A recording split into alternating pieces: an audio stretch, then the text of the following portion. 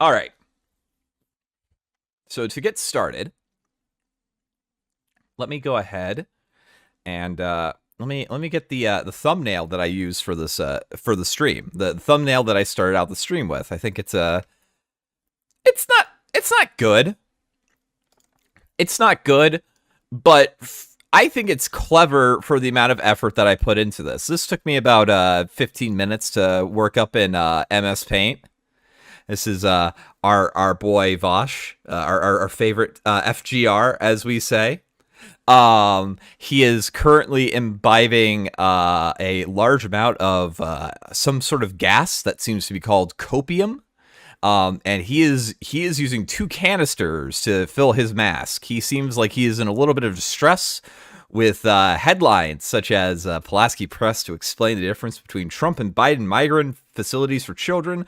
Biden administration reopens facility for migrant children. What to know? Biden pledges that border shelter for teens won't stay open very long.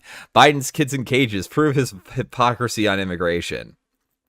If you guys didn't know this already, the Biden administration is a little tiny bit of hot water due to the fact that there's been opened up a couple of detention facilities for migrant children that are in the U.S. presumably like illegal immigrant kids that are inside the country, and the detention facilities that are open with this.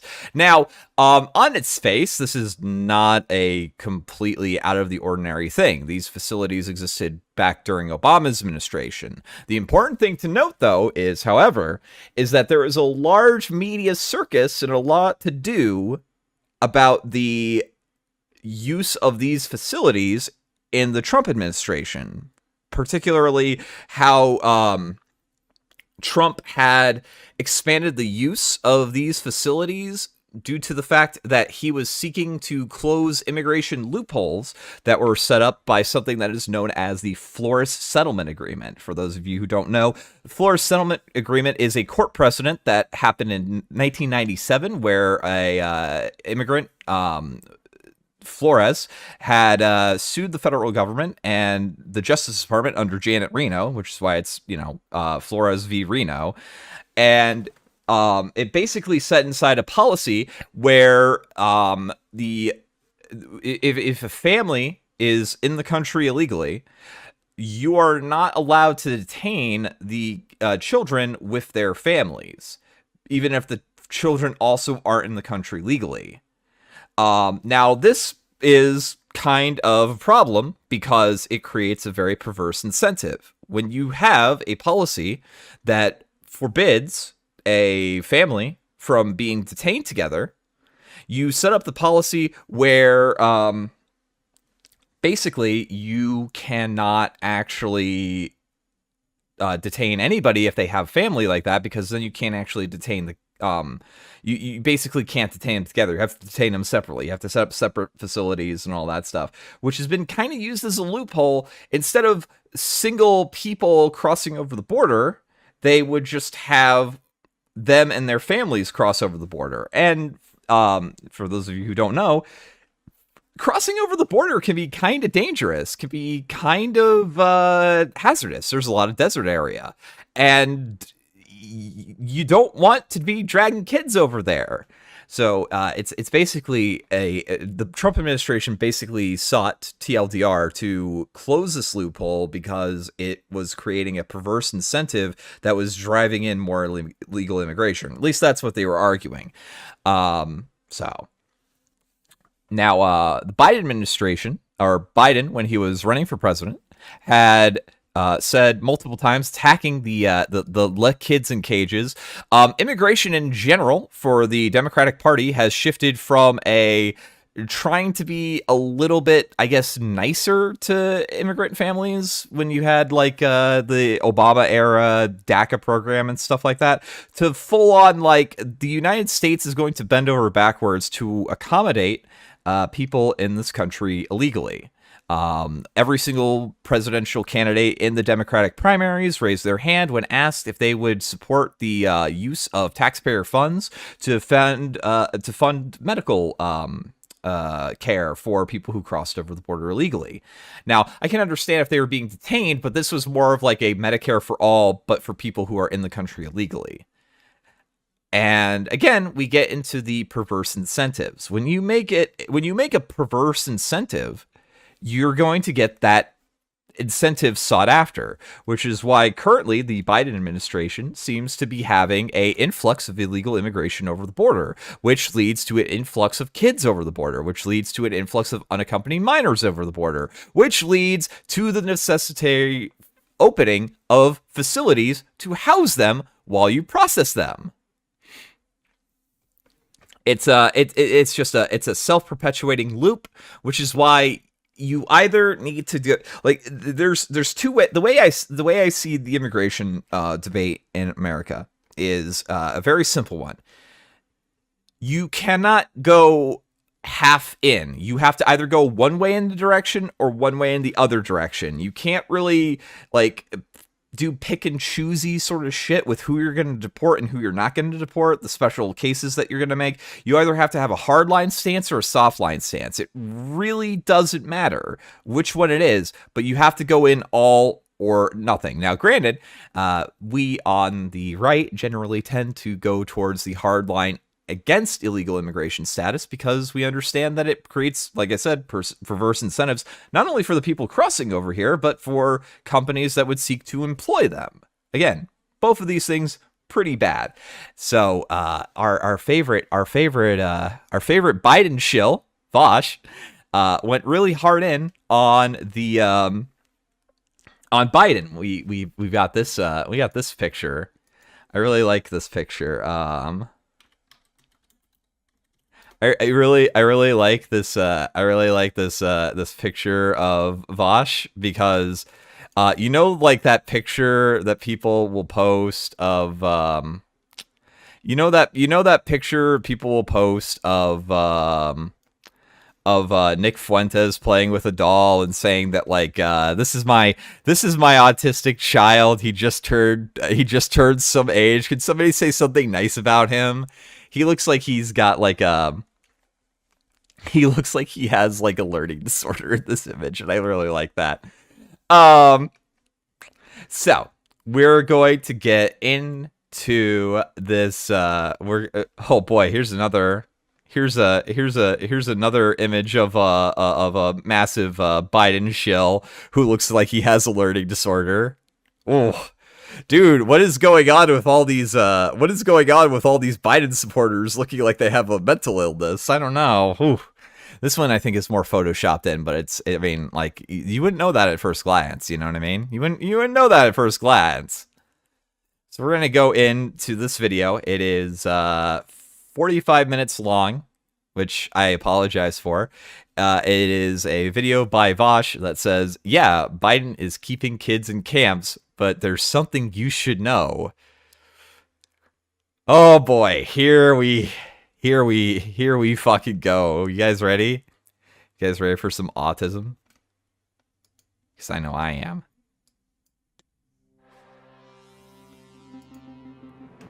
That opening is just fucking bad, and he probably undercut the person making it. He actually probably like scammed the person making that, I feel. Oh. There's been discourse over Biden reopening child migrant detention facilities, and it's made a lot of people really angry, and I think that's for good reason, because detaining child migrants is a bad thing, and we should be critical of it.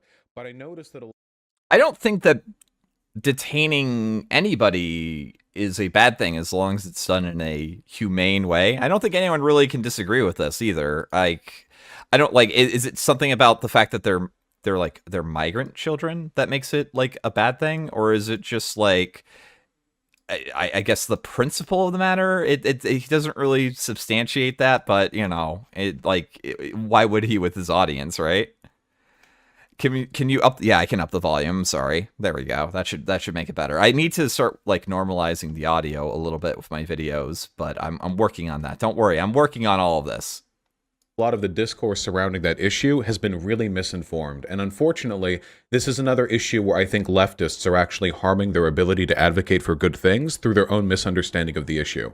So So let's get into a 45-minute rant of really, really bad argumentation as well as just outright disinformation. You guys ready? You guys ready for some hardcore disinformation? Because you're about to get hit by some of it. Or maybe not necessarily through their misunderstanding of the issue, more so through their unwillingness to confront it from a proper angle, which is why I'm glad that I didn't jump on the bandwagon immediately. So I want to make something really, really clear. It is bad that children are being kept in detention centers. Okay, that's a flat out, that's an easy one for me to come out with. Okay, that's my hard take right there. You know, cancel me if you will. It's a bad thing. He's subscribe begging. Ooh, that's not good looking. But there is a lot of... Also, his take isn't really like a hard-hitting take. It's just like one that is completely devoid of any and all nuance or like really anything challenging. It's just like, oh, well, it's simple. It's bad. And it's just like, okay, how? And then better question is like, how would you fix it? I don't think he gets into any prescriptive assessments of this, by the way. I really hope that's not the real Lilith Lovelet, because that would make me feel... That would make me lose a lot of respect for that person. I hope not. They have a really decent Twitter. I don't know. Dimitri Monroe thinks this guy's a retard, so I don't know. And they're friends. I don't know. Well, who knows? Nuance, not behind whether or not it's bad. It's bad. There's a lot of nuance behind the political context behind what's going on. And I think that a further understanding of that context can help us better challenge the immigration framework we have in this country. Does that make sense? So I want to start with a little bit of history. And maybe you've heard all this before, and I'll be a little more realistic. Maybe you've thought you probably should learn about this before, but haven't because it's boring, and now you're here to learn from me with my traditional canter-wheeling storytelling style of explaining history. If you're learning anything from this guy, be it like economics, history, philosophy, anything, that's really sad. That's really fucking sad, and I feel really fucking bad for you, dude. I feel really fucking bad for you. So maybe this will be the opportunity, okay? I want to say this, okay? Why do we have this border problem to begin with? Well, it's really complicated, and I can give a basic version, okay? America is one of the wealthiest countries per capita in the world. In terms of flat wealth, it is the wealthiest country in the world, and in spite of a lot of internal domestic issues and a lot of economic issues, the fact remains that America is a beacon of opportunity for people from poorer countries. And part of that is specifically in how we have a very sort of predatory economic system where you will have corporations directly kind of like skirting or outright breaking the law to undercut like domestic labor, because it's a lot easier to insource labor from people who will have a lower standard of living to, like, you know, a comparably higher standard of living, even if the native job population isn't really interested with that. Now, this on itself is like what you would expect them to do. You expect corporations to try to do things the easiest way that they can do it, the cheapest way that you can do it. That's something that we completely understand on its face because it's so, like, blatantly obvious. However, the government that is supposed to run immigration policies is not answerable to corporations, at least on paper. It's answerable to its constituents. And one would think that lawmakers would seek to, I don't know, make it so that their constituents' interests were put above corporations. But we don't live in that world. We don't live in that world that makes sense. We live in a world where, you know, useful idiots like this will champion the immigration policies of both the Cato Institute and the Chamber of Commerce and claim that it is a radical socialist perspective.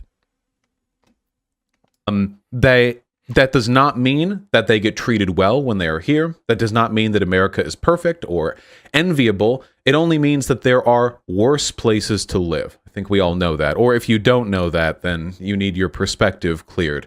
Mexico is a country with... You would think that if he's like, I gotta shit on America somehow, but why are they coming here instead of somewhere else? Like softball, not answering the question, just kind of, just dodge the question, pay no mind. It's on the pay no mind list. It's a very mixed history.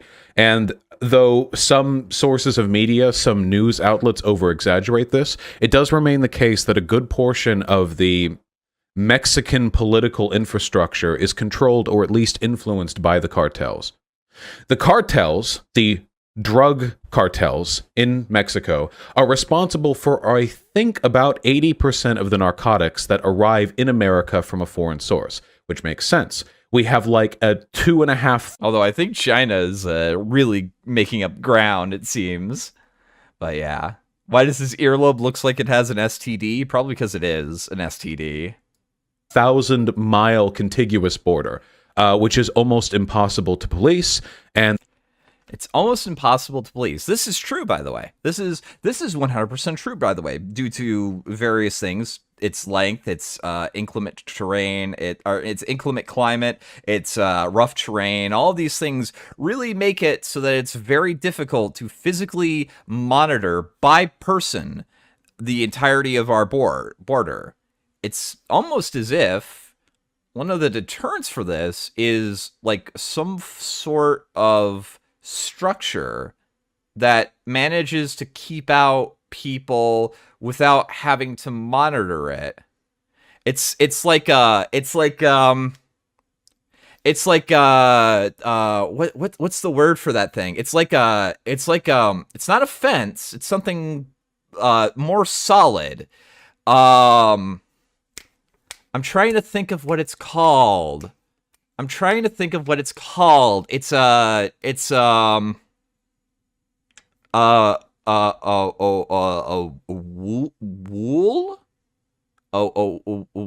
What? It begins with a water. A moat. A wall! That's it! A wall! A wall would be a really good way to prevent this sort of thing from happening. Oh, isn't that a weird concept? Is it? Really makes you think, doesn't it? Really makes you think, don't it? The cartels have made billions of dollars from funneling drugs, guns, whatever, back into America, which is actually funny because the guns are made in America. So they go to Mexico and then they come back here from Mexico. It's a whole process. The cartels are enormously... I don't know how much of that is like actually true in terms of like, he's like making the CIA argument. I know that like Obama got caught with that during Fast and Furious, but that was more like a sting operation, but it was a shit show and was poorly handled. I don't necessarily know how much of that is true. Wealthy, and because they're wealthy, they have power in Mexico. They have the power to buy off judges and buy off police chiefs and buy off the federales when they have the opportunity to do so, and that makes it exceedingly... If you put like a fake accent on something to sound more authentic when you say it, you're kind of a douchebag. Like just to be honest, you're kind of a fucking asshole. Difficult for the Mexican government to meaningfully fight back against the influence of the cartel, which is terrifying for people who live in Mexico. Oh yes, have you seen Breaking Bad? It's like real life, Breaking Bad.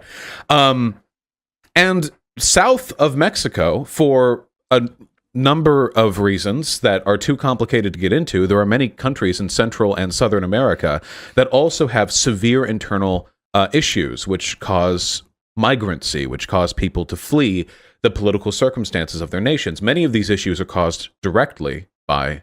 I would also very much disagree with the assessment that economic opportunism is a political reason. The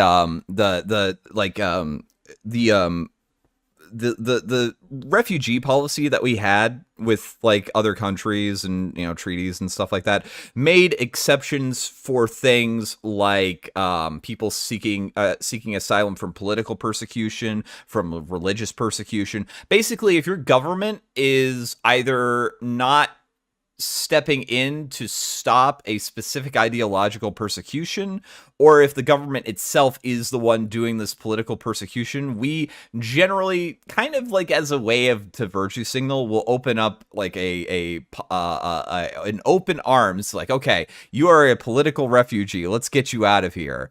You know, I think that's actually what happened with Amos Yee. However, if this later during the Trump administration got kind of warped into, well, if you're fleeing like, political, if you're fleeing like economic downturns, or if you're fleeing like, I don't know, gangs or something like that, it's just as much like domestic abusers and shit like that. It's like, no, you need to go to the police, dude. America. Many of these issues are a very direct product of our interference in their democracies and in their civil structures far into the past and recently. And even the Mexican drug cartels really only have the power that they do because they're able to make so much money off of us. I mean, no, they only have so much power because the political structure in these countries is rife with fucking corruption. Like it is astonishing how much corruption that they have in there. If like their federal governments aren't toothless, if there wasn't this rampant widespread corruption, it would probably be very easy to actually oust them, I believe. I'm not entirely sure though. Think about it. If drugs were legal, I mean... Also, the political instability couldn't also possibly have come from, you know, the Soviet Union also putting in their political influence into it. No. Ignore that. If we had mass drug decriminalization, if we ended the war on drugs, if we made them all, you know, treated it like a medical issue, that would mean that the sale of narcotics could be regulated and controlled, which means that you would get it from legal sources rather than illegal sources, much in the same way that the decriminalization of marijuana has led to an increase in people buying from dispensaries and a decrease in people buying from dealers, which has led to a lot of dealers being pushed off the market. Likewise, cartels being the largest dealers, essentially, or distributors, they would be pushed out of economic viability in part by a legalization of these products. Yeah, and just like with how bootleggers didn't at all they didn't exist after prohibition was repealed. They just evaporated into the ether. This well-organized, well-armed organization is just going to dissipate overnight because there's no more profit incentive. Like, there's nothing that we can do with all these guns and all this infrastructure and all this personnel. I guess it's time to pack it up and go, guys. Nothing to see here. I mean, you know, if we just ended the drug war, it'd be just that simple. It would just be like magic. No, that's retarded. I think everyone can kind of understand that it's a little bit more complicated than that. But you know, we're overthinking a guy who doesn't think a whole lot, I guess. And that's not even to speak of all the wonky CIA shit we've been doing south of the border. So that's the reason why we have this. Yes, the nebulous CIA. Oh. Immigration issue. People have been coming up from the southern border for a long time, but in recent years, things have gone up fairly significantly. During the Bush years, he passed the first, well, I can't really say it's the first. It was actually, I believe, during the Clinton years. I think it was it was 1996. It was the Anti-Terrorism and Effective Death Penalty Act and the Illegal Reform Immigrant Responsibility Act, the Illegal Immigration Reform and Immigrant Responsibility Acts. And essentially what these did was they increased the number of immigrants in detention near the southern border. Because the question of what to do with immigrants when they arrive is actually I actually don't know if this is true or not, but he seems very unsure of himself, so he might be just making shit up.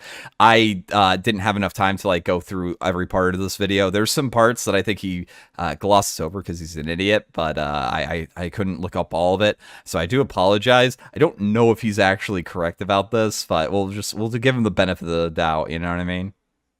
a really difficult one. I mean, think about it, okay? Think about it. We have a huge contiguous border. Now, we can't just let people in willy-nilly. I don't think it's contiguous. I think it's continuous, but whatever. I know, that's the dream long term. But right now, with our current civil structure, we can't just do that. So some kind of enforcement is necessary. So what do? We gotta push the neoliberal line, guys. Come on now. Well, do we just turn them away? Yeah, that would be a very good, like, if they didn't come over here, we wouldn't have to process them. So, like, yeah, them not actually being here would probably be the best way. All borders are contiguous? Oh, okay. That's traditionally been the process. You turn them away, and then if they come back after being turned away, maybe you introduce harsher penalties because they keep trying. Do you detain them in the process of waiting for like a court date or a trial? Do you allow them to exist in the U.S. for a time and you just hold them on bail, or you just have like a sponsor who takes care of them? God, his earlobe thing is getting bigger. Look at that thing jiggle, dude. And then they come to the courts later, and it's actually a really, really difficult system to fully parse out. And unfortunately, because of that massive contiguous border and the number of people trying to come up from our south, there will always be immigrant detention centers. I want to be clear. Well, not if they actually don't cross over the border in the first place. I wonder how we might be able to do that to deter like 90% of the people coming over here. About that. As long as our system exists as it does, immigrant detention centers are a fundamental component of the way our system has to function. Now, that's not to speak to the effectiveness of these systems. That's not to speak to how humane they are. I'll give you an example. There is a pretty huge difference, okay, between an immigrant detention center, which is large, well-staffed, well-heated, well-fed, with beds and sponsors, supervision kept close to major American cities, which allows for journalists to more easily access its facilities to ensure that there is no abuse going on, and detention camps, kids in cages, like what we saw in the Trump administration. We actually saw that under the Obama administration. Some of the images that were popping up about the kids in cages was actually within that. Also, I like how he makes the point that it's like because they're close to major population centers, journalists can access them more easily, implying that it's like he kind of gives it away. The only thing that was keeping journalists from covering more of it is that they would have to drive a little bit to go do that. And it's just like, really makes you think. It's like if the only barrier was like a time barrier of them having to drive to go and cover them, it seems as if there wasn't really anything to hide. Quick, paint rainbows on the cages and put Black Lives Matter posters on them. Exactly. Now, that's not to say that the former is good. I don't like people being detained for any reason. But as long as the system exists as it does right now, there are ways to do it better. There are ways to do it worse. Mandatory detention was authorized first by Bill Clinton. And after that, we had Bush. And Bush actually introduced further policies to increase their zero tolerance approach to immigration. Now, during the course of Bush's presidency, America was getting a lot of people coming up from Mexico. A lot of people. And it started to... It's almost as if you have to crack down on it if the problem's becoming too if the numbers are making it so that the problem becomes unmanageable, you have to like change your approach to make it more difficult for them to happen. It's almost as if like you need to provide adverse incentives to stop behavior that you don't want to happen. Scaled down after the Bush presidency. It was complicated reasons, but increase zero tolerance to below zero tolerance. During that time, I think the number of people who were kept in detention facilities usually ranged day to day around 10,000, thereabouts. And maybe this will humanize the guy, though it probably shouldn't. Even though there was a zero tolerance policy for immigrants coming up from the southern border, usually exceptions were made for families. Keep that in mind. It wasn't, like I said, it wasn't exceptions made for families. There was a court settlement that basically stopped the ability to detain families together, and you would have to like either detain both of them separately, or you would have to do various other like ways. Basically, this is where we get things like catch and release, because if the parent's the only one there with the kid, then they don't have any relatives that they can go with unless you deport them.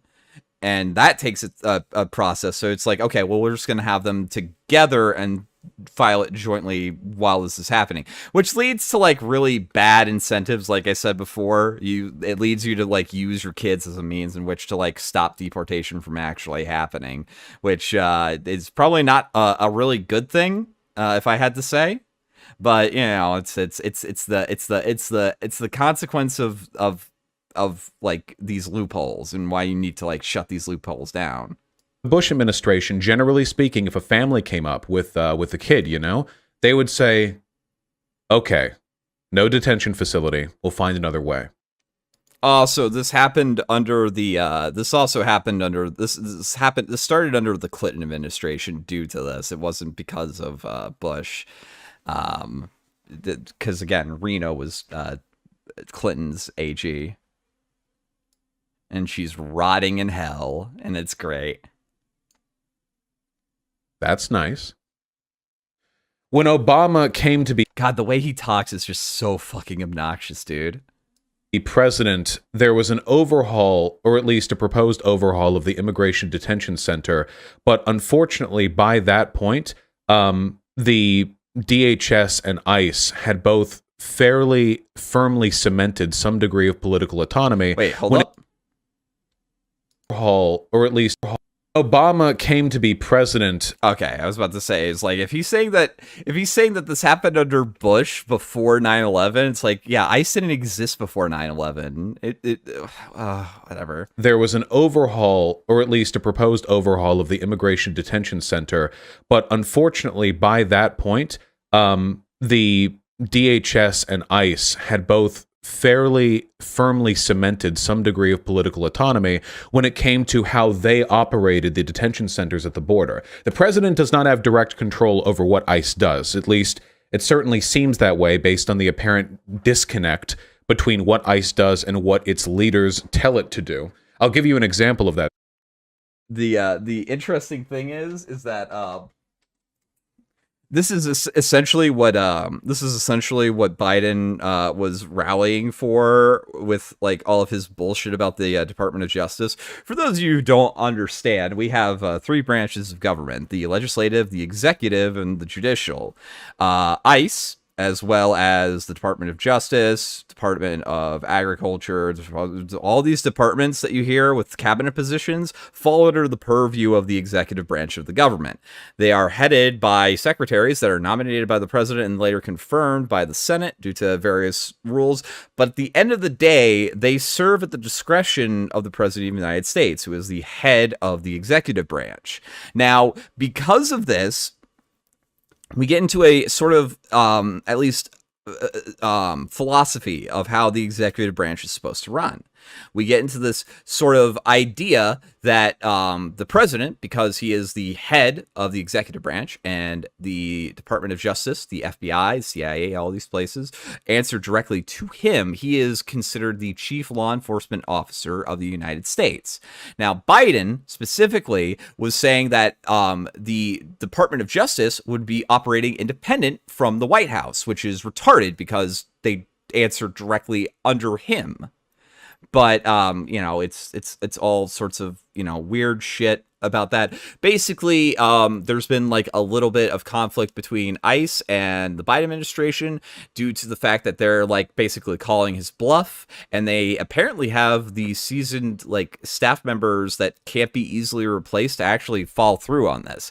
This also happened during Trump's administration very early on when then acting I want to say acting what was Sally Yates's position again? One second, let me look real quick. I want to say she was either acting director of DHS or acting director of let's see. Okay, so she was the acting director of she was acting attorney general in the interim before Jeff Sessions was confirmed to his position. And she basically said that she would not enact his executive order in regards to the moratorium on Muslims coming into the United States.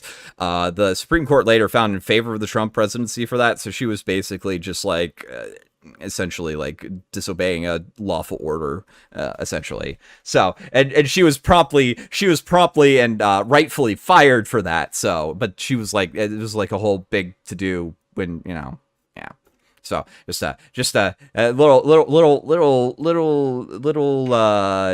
flamenco tangent on how the executive branch works, or in the like overarching philosophies of how people believe it should work. Shortly. Obama is known as the deporter-in-chief. That number is colored a little bit by the fact that when we count deportations, we're also counting people turned away at the border, which is not necessarily, I don't know if that's necessarily a deportation, because they weren't a resident. There's a pretty big difference between a person. Man, there is a lot of neoliberal cope going on this stream. Holy shit. Being a resident in the United States for some time and then being caught by ICE and deported, and somebody being caught at the border and then turned away. There's a big difference between those things. But Obama... There's not a big difference to the people that you're trying to preach to, though. Again, you're a socialist, dude. You don't believe in national borders. You think they're both horrendous and evil. Was not especially good with regards to immigration issues. But even compared to what we have today, I mean, it was good by comparison. I think that the Obama administration actually kept separate detention facilities for women and children. And after a court order, it was determined that they should be released, I think after 28 days, that the men would be kept in separate facilities and they would have more stringent immigration procedures, but women and children would be kept in other ones and they would be allowed freedom faster, which does contribute, I think, a little bit to the right-wing narrative of male disposability, but whatever the case may be, it's a little better. In 2015, a memo was made public issuing... I like that it's a narrative, and it's just like, it just doesn't exist because I call it a narrative. Okay, buddy. Guidelines to ICE personnel for how to appropriately care for transgender immigrants in sex-segregated housing that corresponded to their gender identity. So back in 2015, same year gay marriage went legal state-round, they were making, at least attempting to make, some accommodations for those provisions. I think a couple hundred trans women come up from the southern border every year, which really shouldn't be surprising with the number of people we have coming up, but it's interesting. I don't think a lot of people thought about I don't actually know what the number is. I don't think it's... I'm not entirely sure about that. Bet you ICE wouldn't have thought about that if there weren't for that memo. I don't even know if they took it seriously, to be perfectly honest. What? Okay. Anyway, then we have the Trump administration. So now we hear about family separation. So this is the discourse that goes on every time people talk about immigration centers, okay? People will... All right, get ready for a lot of misinformation or him just being an idiot and wrong. Get ready, guys. People will say Trump is detaining children in these cages. And then other people will say, actually, Obama built those cages. Which in many cases is true. In fact, there was a viral photo of kids kept in cages. They were sleeping on the ground with those little metal blankets over them. That picture was taken in 2014. Now, it's also super important to understand that this is not like a semi-permanent detention facility. This was a processing facility. This isn't a place where people were actually staying for large periods of time. This is a area in which people were staying for like enough time to figure out, okay, can we find out where their paperwork is? Can we figure out where they're going? All that stuff. It's essentially like a little jail or holding where they then later determine whether or not the person's going to prison for their court date or released or, you know, whatever. Metal blanket? No, it's Mylar blanket, like a survival blanket. A lot of these people were generally picked up at the border in the desert, and deserts, and they would most likely be picked up at night, and deserts are really fucking cold at night. So you gotta, you know, get them warmed up and shit like that. Because again, it's very dangerous doing this. It's almost as if you should probably like limit their ability to do it so they won't try to do it as much. Years before the end of Obama's presidency. It's true that children were detained under Obama's presidency and that the conditions under which they were detained were in many cases detestable. Though the treatment... Again, this wasn't a permanent holding facility. This was a temporary holding facility to then later find out what they were going to do with them. And the problem is that if you have a permissible stance towards immigration, but still are doing this, then you're going to have a lot more people, which is why we're having the Biden administration do this, because he's been outspokenly very permissible with immigration. Of these, you saw like a decrease in overall immigration, at least for the first couple of months after Trump had assumed office, because of his very strong rhetoric. Later on, though, the like sort of subversion of his agenda by various means and court cases and things like that kind of hamstrung his ability to do that. However, good news is that it opened the way, because now a lot of Republican AGs are doing the exact same thing with Biden's administration. So let's hope that that continues. Children would only worsen with time, and I guess we're about to get to that. Now, I want to make clear something about ICE, okay? Immigration, Customs Enforcement. Wait, right? Oh God, I didn't fuck that up, did I? You know, I get so used to saying ICE. Yeah, Immigration Customs Enforcement. Okay, yeah. I get so used to saying ICE, I think I actually forget what it's meant to stand for. Does that really surprise anybody that he's like kind of retarded though? I don't think am I really surprised that he would forget a simple acronym like that? Funny enough, Vice also like stops you know, human trafficking and shit like that. So, you know, ICE is bad because, you know, we're pro human trafficking. If I was going to be really disingenuous and an asshole, you know, the Department of Homeland Security, the DHS, was created after 9/11. After 9/11. There you go. It was created in 2003, and since then it has been the bulwark of our internal state policing. It has been the... I don't think that's actually true. DHS operates under a very specific purview. Now, granted, I, of course, have a large problem with the central founding policy that kind of like informs a lot of DHS's abilities, namely the Patriot Act, which useful idiots like this are most likely going to champion its second coming after the Capitol storming. So, you know, get ready for neoliberal useful idiot to champion that. It's coming. It's a fucking coming. It has been the device through which we exert control over undesirables. I think that the Department of Homeland Security has actually been one of the foremost agencies working to promote human cruelty in America, possibly at this point more so than the CIA and the FBI, at least over the past 20 years.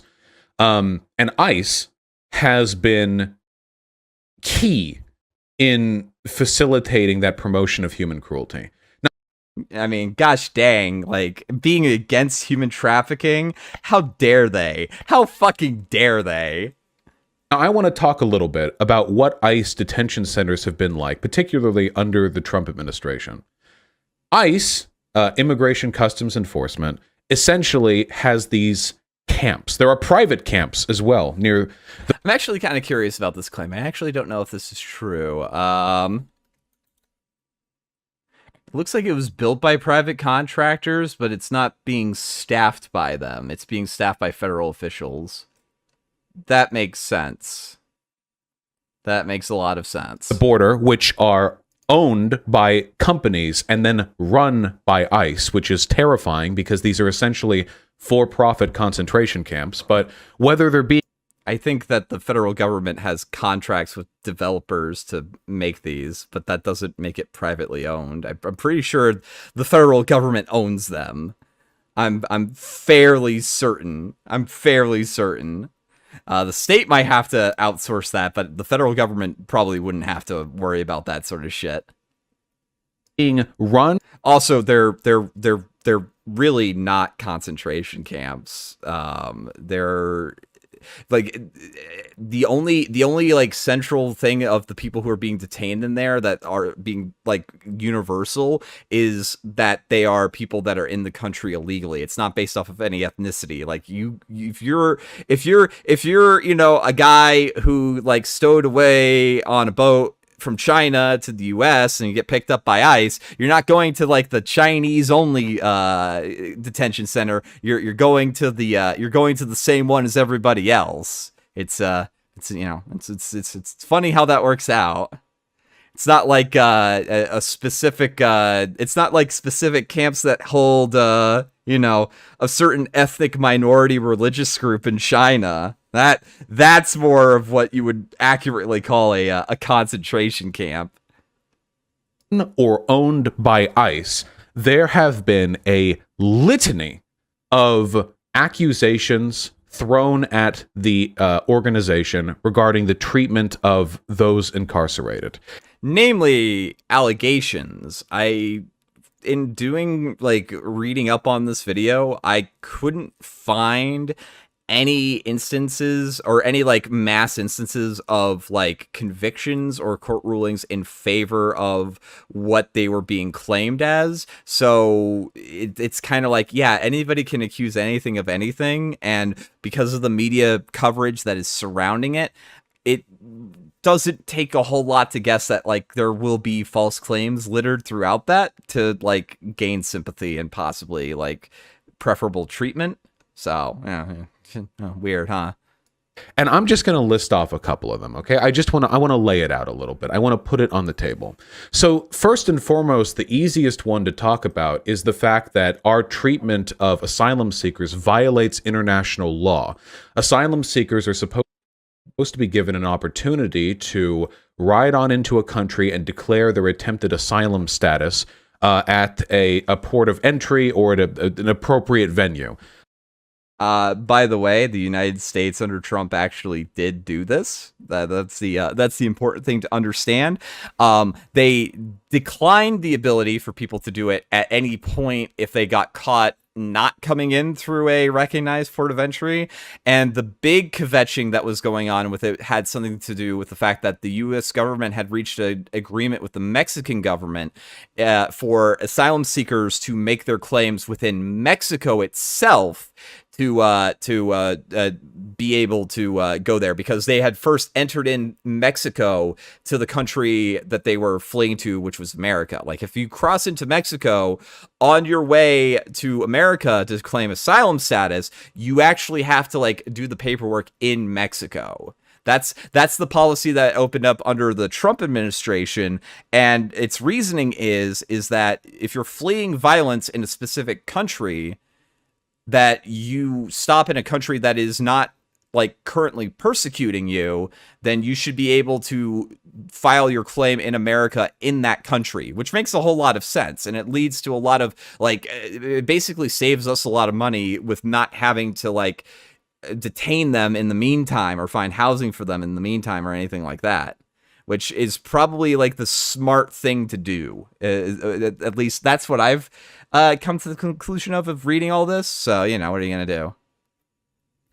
But that appropriate venue is not an ICE detention center. They are not given that opportunity to declare their intent, which means that they are in violation of international law. We really weren't.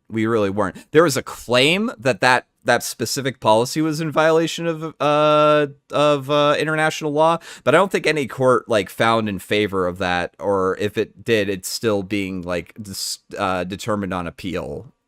So, you know, it doesn't seem like that is actually true. So he's just kind of lying, or he's just dumb.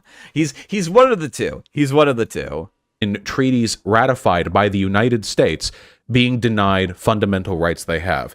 Often these ICE detention centers are understaffed, and there are not people who operate these facilities who speak Spanish.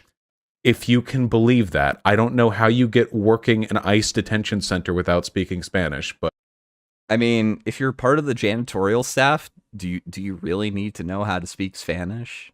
Do you really need to know how to speak Spanish if you're like a cook at one of these facilities, or if you're a bus driver at one of these facilities? Even the administration doesn't necessarily need to actually understand Spanish, as long as you have interpreters to do that. Like, that's retarded. That's absolutely fucking retarded.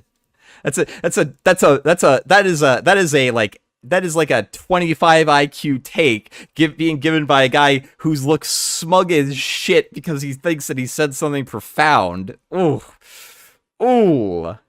America's Nazi Germany light. Oof. Yeah. These people live under like just mountains of fucking just neuroses.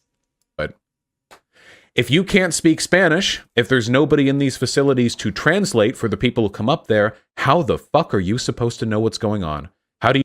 I think they did have translators at those facilities. He's goalpost shifting now. It goes from you need to have people working there that all know how to speak Spanish to if you don't have interpreters, but he didn't make that claim before, so it really makes you think. You know if they have a medical issue? How do you know if they're not in need of some immediate assistance or help? How do you know anything? There have been a massive range of allegations of sexual abuse. We had the hysterectomies that were that there was a breakout story on those just, I think, like 6 months ago.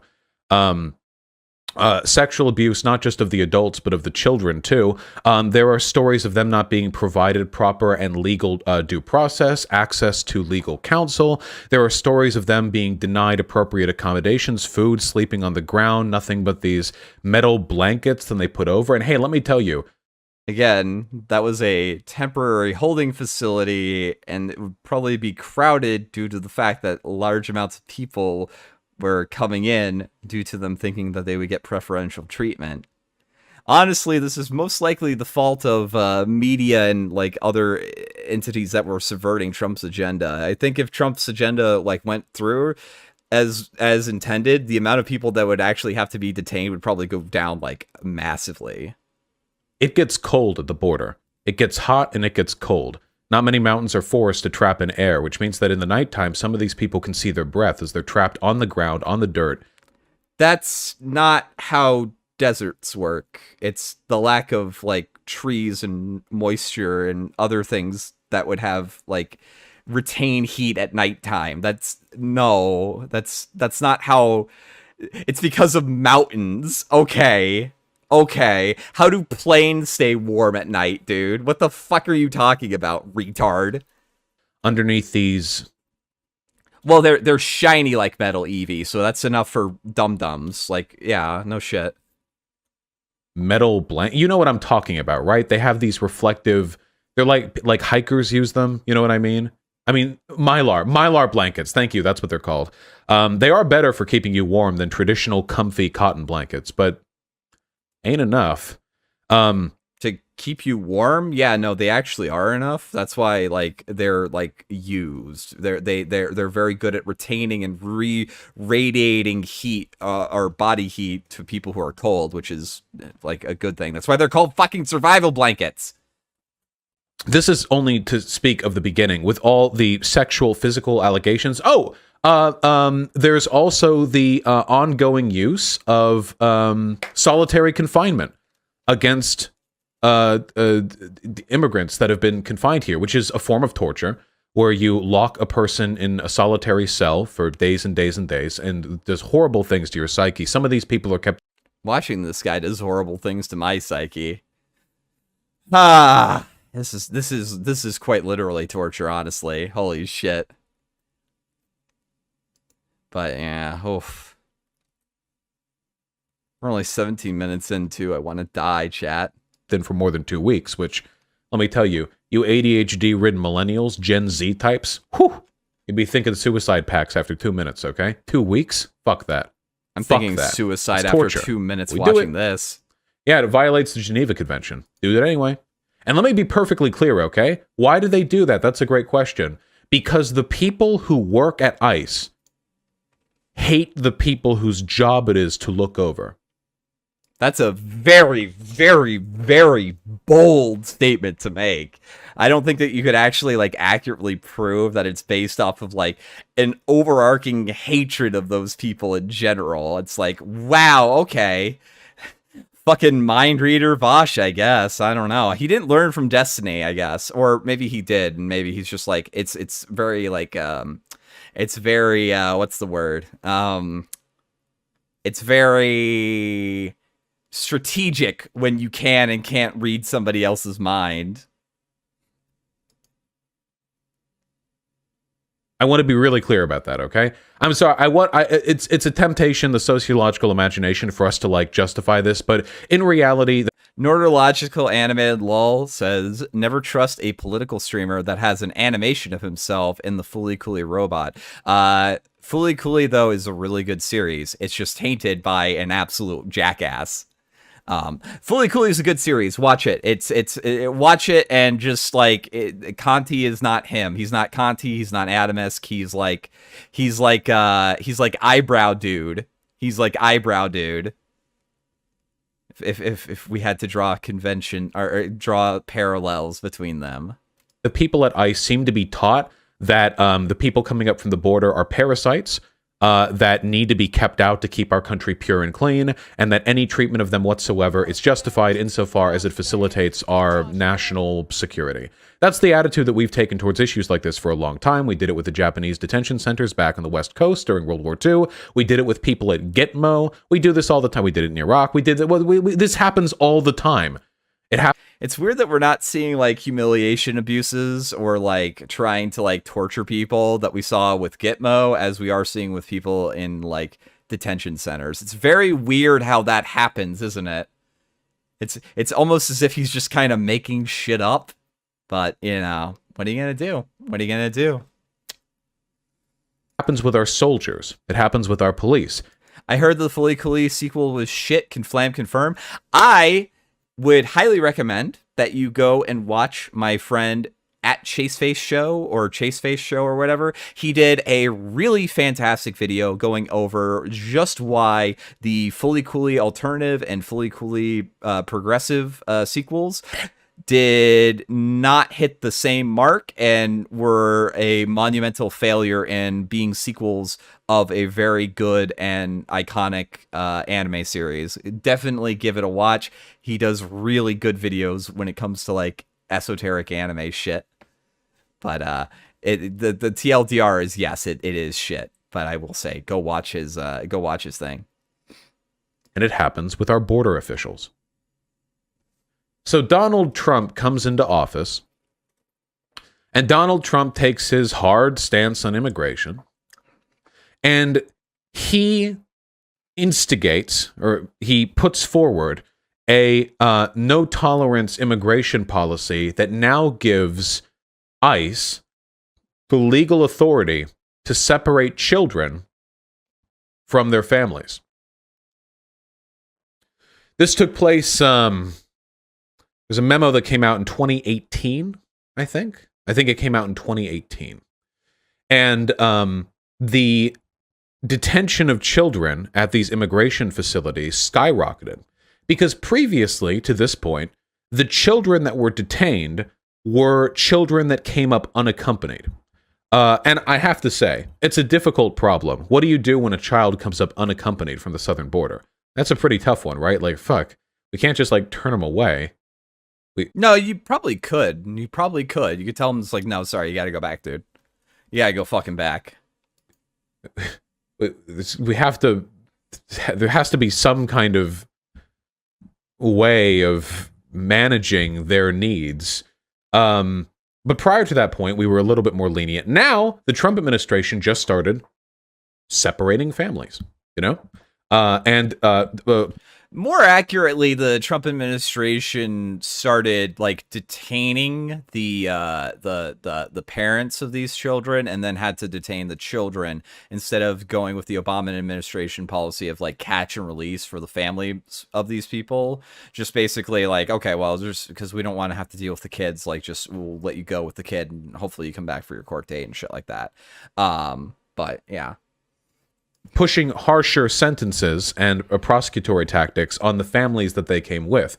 And thousands of kids were separated from their families. They were kept in separate child immigrant detention facilities, and they were subjected to all of the abuses that I just listed. Now, what's interesting is that even though the memo for this treatment was only made public, I think, in 2018, it turns out that ICE had actually been acting on these orders since late 2017, meaning that there was a period of nearly a year during which our border officials were illegally separating children from families without any sort of media or journalistic supervision.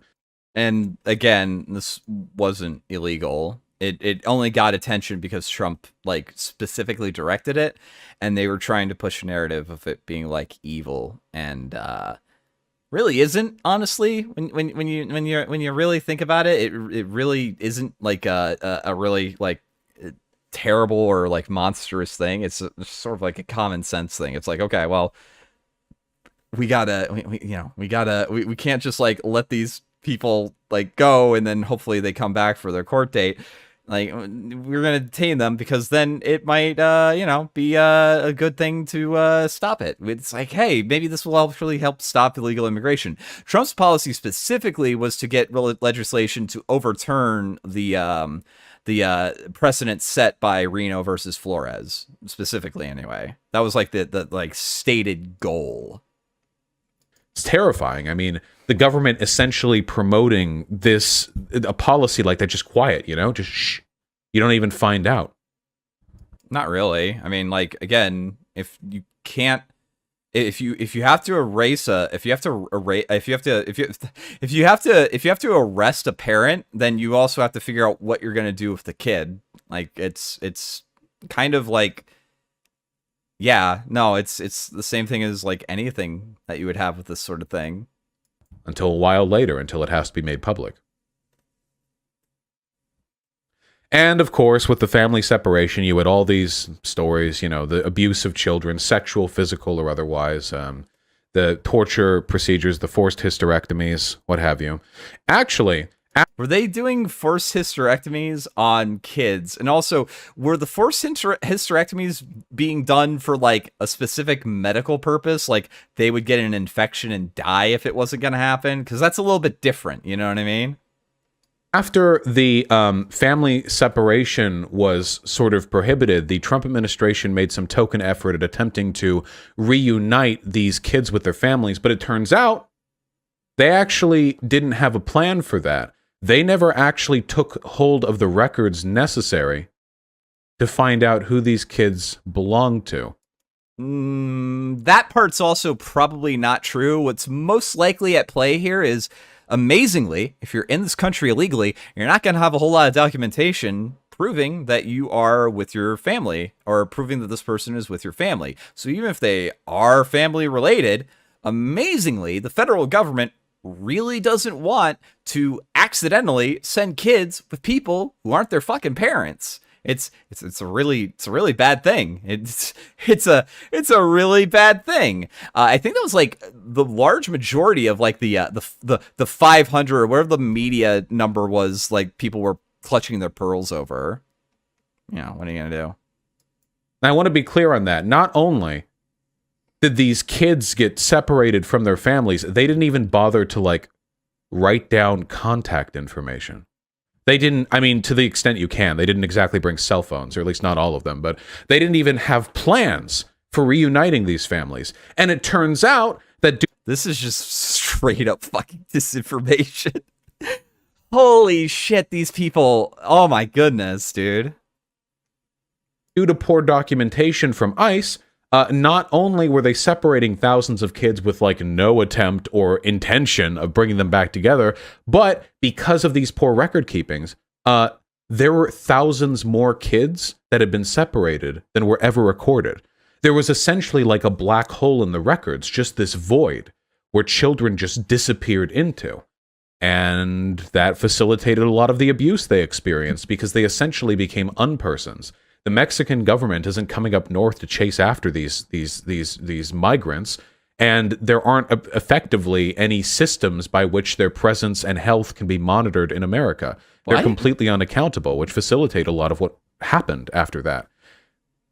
Yeah, many of them aren't even Mexican. A lot of them are South American, and you know, fucking people in South America, their governments aren't going to come up here and collect people. I mean, we don't have a system for it. I think we have a specific system for extradition and deportation. It's not like we just like airdrop them from a plane into South America. Like when we deport them, it's like, all right, just remember to pull the cord on your parachute. Peace out.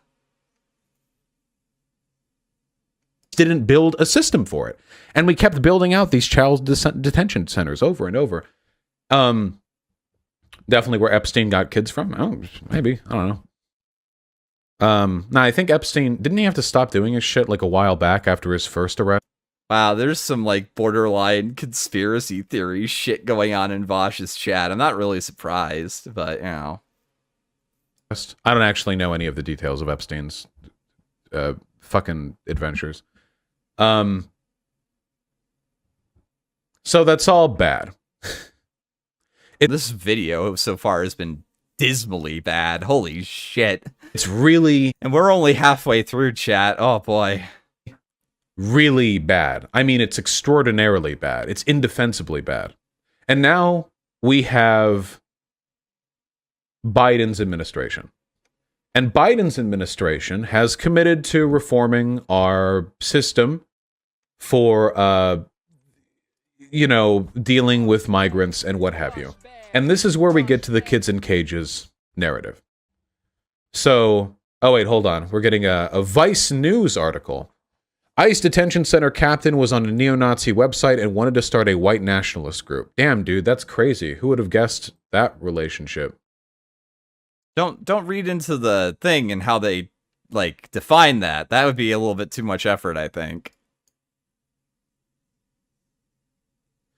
So, you've probably heard that Biden has been reopening child detention facilities that were previously closed and that children are being put there. Now, I want to be perfectly clear again, because I know that I'm going to get clip-chimped by leftists. I want to make it perfectly clear that any system which facilitates the imprisonment of... That's kind of a racist statement, clip-chimped. Like, it's kind of racist. Like, why are you calling them chimps, dude? What are you doing? Why are you calling them chimps? Children is morally reprehensible. However... No, it really isn't. Let's know what we're criticizing, okay? Yeah, half the video is basically a disclaimer. Do you guys know why Biden opened these facilities? I'm serious. Do you actually know? Get the Pepe posting out of the way, but then I actually want to see if any of you guys know. I didn't think so. There were two reasons. First of all, COVID regulations, which are now being followed better than they were under the Trump administration, have decreased the number of people that can be housed at previously existing ICE facilities. This is a retarded statement, by the way. The policies in regards to COVID-19 are different from the ones that were under the Trump administration. Like, this is a really fucking retarded statement. Like, no, Biden's COVID policies are being followed more than Trump's COVID policies because Biden is currently the president and Trump isn't. That's the reason why the current COVID policies are based off of Biden's policies and not off of Trump's. It's wow, this is dumb. Holy shit. You can't cram everyone into a box, COVID, so on and so forth. And adhering to those requirements reduces the occupational capacity of these pre-existing facilities. And second, since Biden took office, there has been an increase in immigrants, many of whom are children.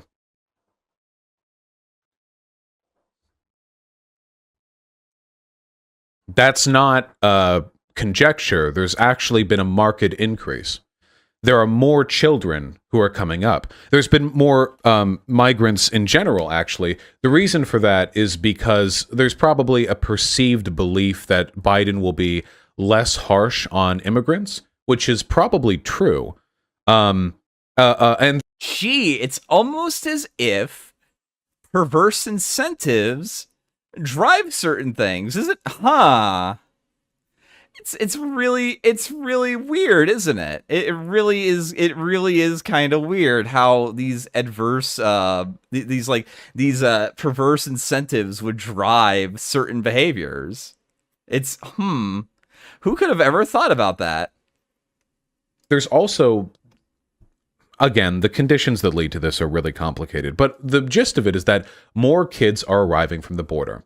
The reason these new camps were opened is because under the current administration guidelines for dealing with migrants, even the guidelines that they had back from the Obama era. When do you think we're going to start referring to Obama's two presidential terms as like the first Biden era, you know, eventually?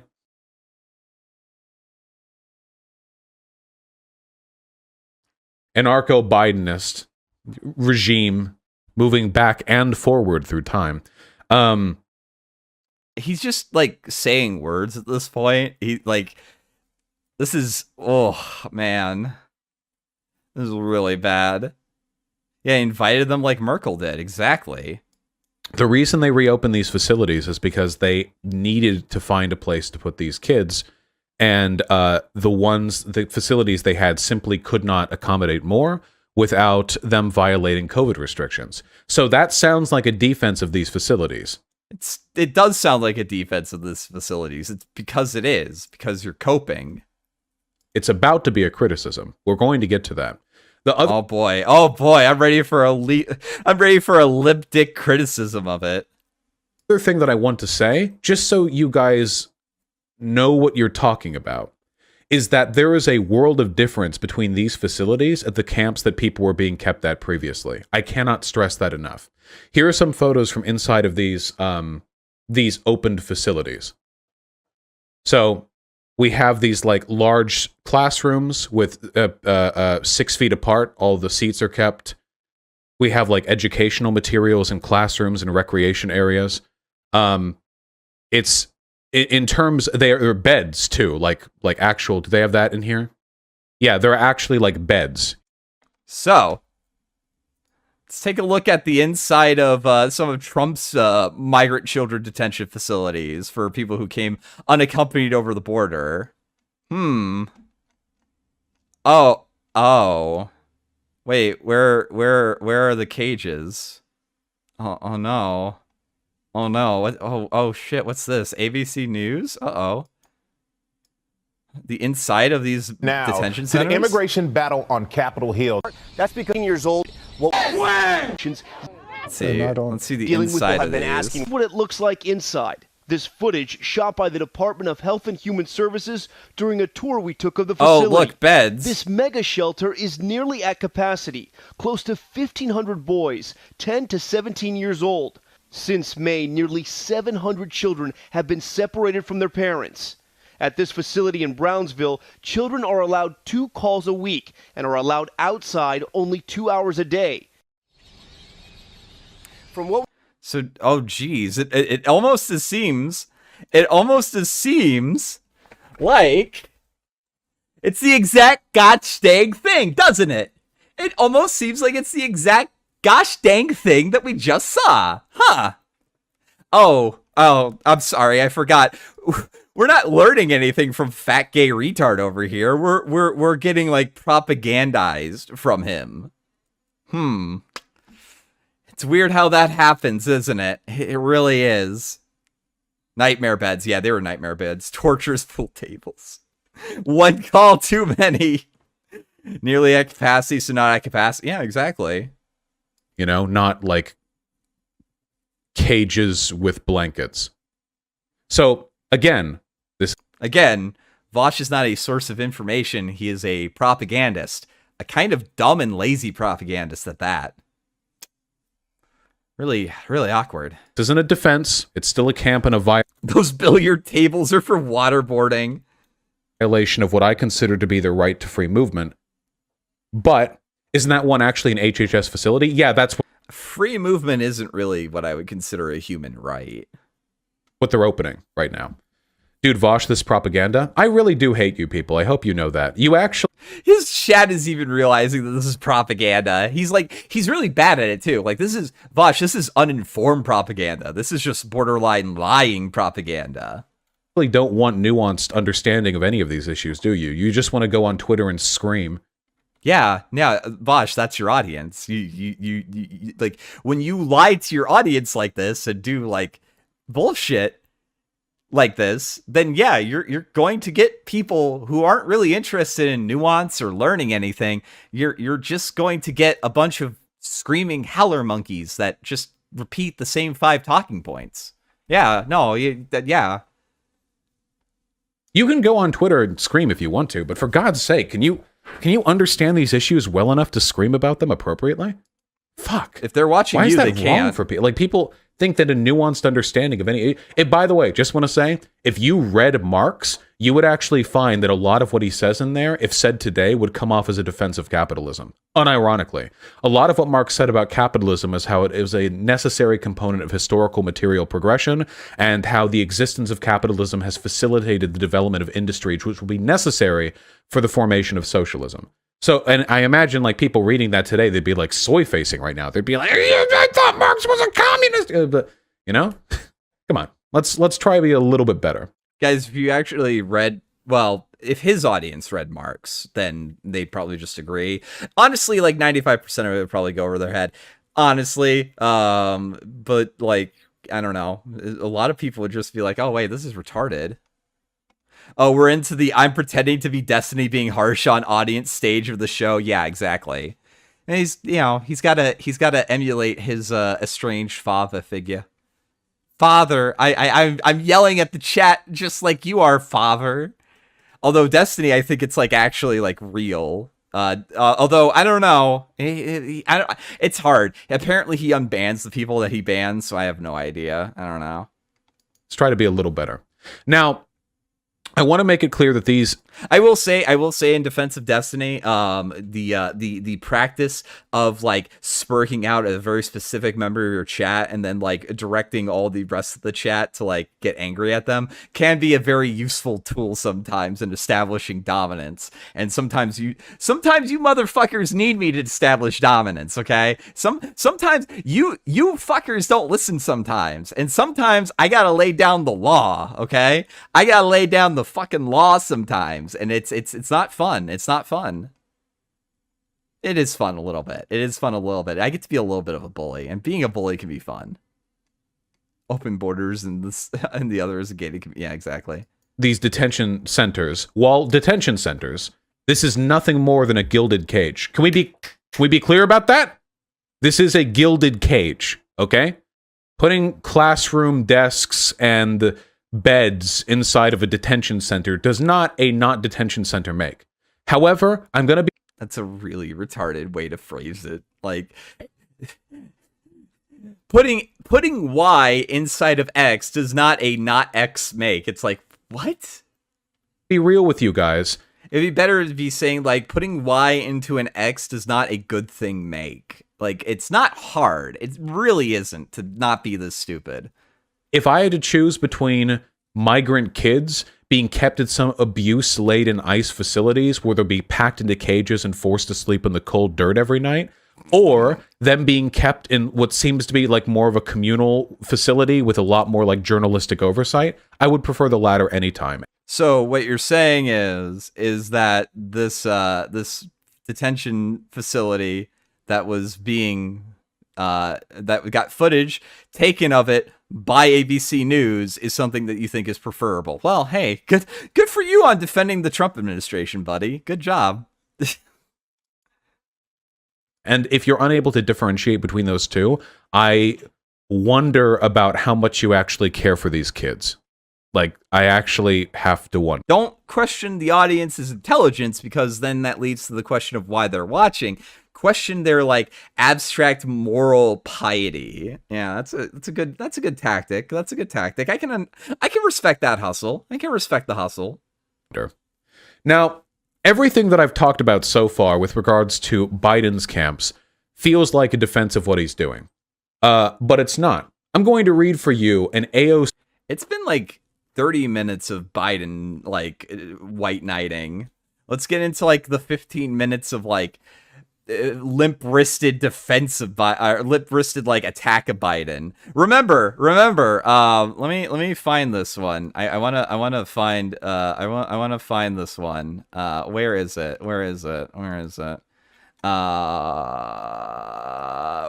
see.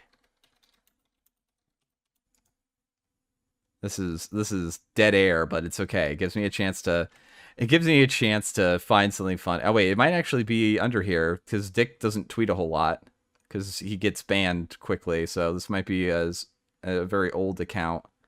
Oh, never mind. I can't find it.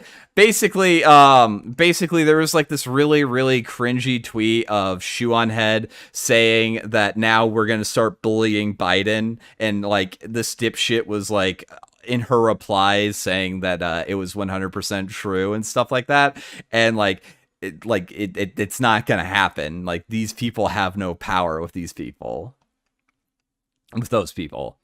AOC tweet. We like AOC here, don't we? We're fans of the AOC tweet. Yeah, we're good. You know what I like? So everyone knows the first tweet from AOC's tweet chain here, but nobody seems to remember the third one, and that's how we're going to move into the final section here. Solutions. Oh boy, we're finally going to hear about solutions. Oh boy. He doesn't make a whole lot of like prescriptive claims. He just makes a lot of like descriptive ones. This is not okay, never has been okay, never will be okay, no matter the administration or party. Based. Our immigration system is built on a carceral framework. It's no accident that challenging how we approach these issues are considered controversial stances. They require reimagining our relationship to each other and challenging common assumptions we take for granted. So, first statement is the lie. Second statement is the but. Doesn't say it, but this is the but part. So the lie, and then the but part. Now here's a really important third point.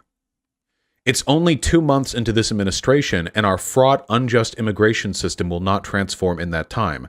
That's why bold reimagination is so important. DHS shouldn't exist, agencies should be reorganized, ICE gotta go, ban for-profit detention, create climate refugee status, and more. Nobody remembers the third tweet here. Yeah, because it's not going to happen because she's ineffectual. She has no power because she's a fucking spurg and an idiot. Yeah, no shit. No shit, people don't understand that, don't remember that part, because, like, she's not going to be able to do it.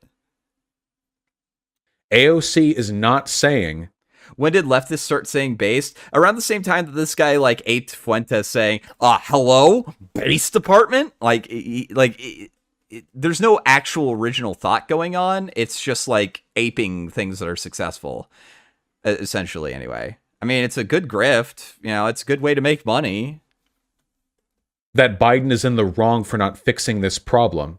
AOC is saying that the current solution we have is unacceptable. And that's the position that I hold. And she's right. Our immigration... It's like I get to shill for the establishment and paint myself as an outsider at the same time. It's like I'm full of shit and no one's going to call me out on it. System has been carceral for an extremely long time. Some people, they don't even seem to understand that there are alternatives to that system. They don't even think of any difference. And I'll admit, it is a complicated problem. Hundreds of thousands of people come up from the border, and again, and I want to... And they, like, do this because it's constantly advertised. To be clear, I would love to live in an open border society, but right now, well, it's not viable. So we can't just let them all in with absolutely no supervision or oversight. I mean, fuck, even if we did have open borders, we would still want people to get SSNs. I mean, we would still have a system for intake, you know? Would we? What? Why? To be fair, I don't know what the word carceral means either. There would still be something. Why exactly is it not viable? Am I missing something, Vaush? The way the world works right now just doesn't allow for open borders. What you would need... Sex traffickers would also like to live in a borderless society. You know, I think I think he brought it up at some point, but I also want to bring up the fact that, like, part of the also important thing to understand about this sort of situation is that it's really a good idea to make sure that people know, like, who these people are and where they are, and, like, they are who they say they are. Because in 2018, more than 31,000 migrants were found with fake documents last year, federal agents say, making the claims that a lot of them were lying about, like, being family members, ages were lied about. Like, this system is exploited for very specific reasons. And if you don't think that a massive organized criminal organization that constantly, like, subverts the federal government of a country isn't going to be able to, like, find children to use as, like, tools in which to facilitate the very profitable black market of coyotes, you know, people, like, trafficking people over the border, like, yeah, no shit. And if, in fact, there's also the problem with a lot of these things in general with what's it called? There's a lot of problems with border crossings because of, like, how dangerous it is, not only because of, like, the terrain, but also because it's a black market. It's being run by people who aren't really interested in people. They're interested in profit. And, like, I want to say, like, 90% of women that cross over the border experience, like, attempted sexual assault at some point during their crossing. It's like, yeah, no, like, we want to disincentivize that. It's bad. Like, by the way, guys, migrant women getting, like, sexually assaulted at the border, that's bad. It's not a good thing. It's not a good thing at all. Before you could implement them is greater parity economically and socially between countries of the world. You would need better institutions to facilitate the movement of people from one area to another. Really? Yeah, really. Holy fuck, 14-year-olds. Do you unironically think? The fact that he has minors in his chat and his Discord, and the fact that he has, like, an NSFW section of his Discord, and apparently they're not checking IDs, is really, really disturbing and bad. It's a bad thing. Very bad. That we could just do open... If we just did open borders, do you know what would happen? People would flood into this country by, like, multiple... Wait, did you know that Gator and Kraut called each other fat on Augie's... Wait, what? What? Wait, hold up. Pause. Pause. What the fuck is going on?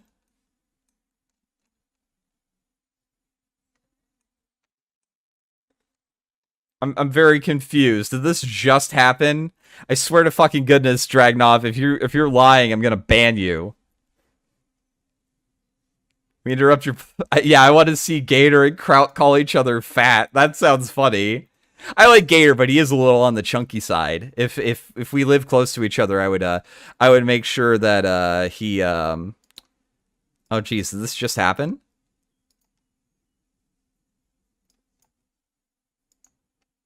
Up about this is Swan sat by and continued that this lie.